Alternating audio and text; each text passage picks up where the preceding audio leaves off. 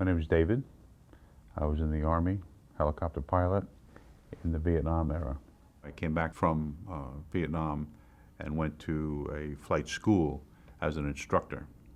I was with a lot of Vietnam returnees, Vietnam veterans. Being in a military environment was a much easier transition than some of the other guys had. I was angry that the country was so against us.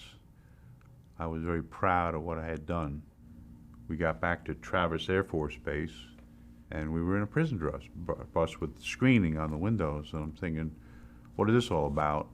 And we drove off the base onto the main road highway, and the protesters were lined up throwing things at the bus. In Vietnam, we were sheltered from that.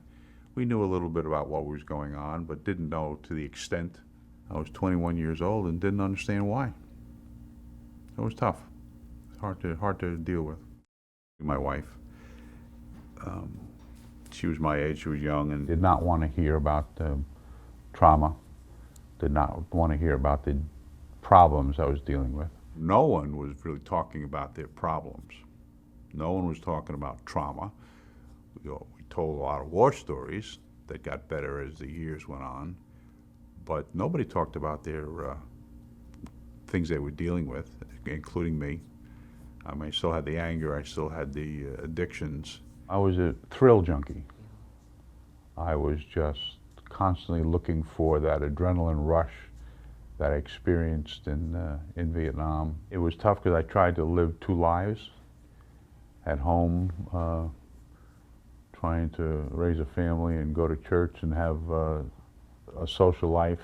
I was totally unsettled, totally angry, and then would look forward to the other life and getting back on the edge. I had a lot of nightmares in the beginning, first 20 years. Had a lot of trouble sleeping. Was very uncomfortable. Was very unsettled in my marriage.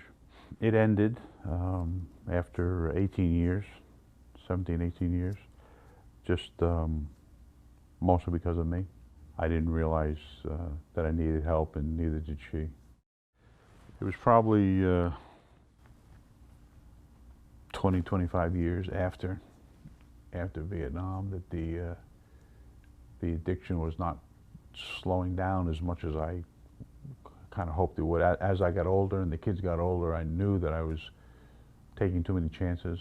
I figured for their sake, I need to be doing something else and get out of this environment. Otherwise, I might not be around as long as I would like to be. The VA was still an unknown out there. You knew what it was, you heard about it, but you really didn't know too much about it or what it did. I got involved with a Vietnam Veterans group in Raleigh, North Carolina, and a couple of them had recommended I go see one of the therapists, VA person. And I went to see her, and she was young.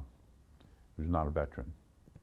And I figured, this is not going to work. It's not going to work. And found out that she was had full of insight, and her specialty was also PTSD with combat veterans. So she knew a whole lot more than ever I expected her to know. And that was tremendous help. She really showed me about the current things that I was dealing with. She showed me how to work through them and analyze them in a proper sense. We started a group of other people in aviation that were experiencing a lot of the same things, and that was very helpful. Just listening to other guys with the same problems, with the same thoughts, with the same issues. I'm saying, well, I'm not alone. There are other people that are thinking these same thoughts and have these same nightmares and night sweats, and it's an illness and it can be cured.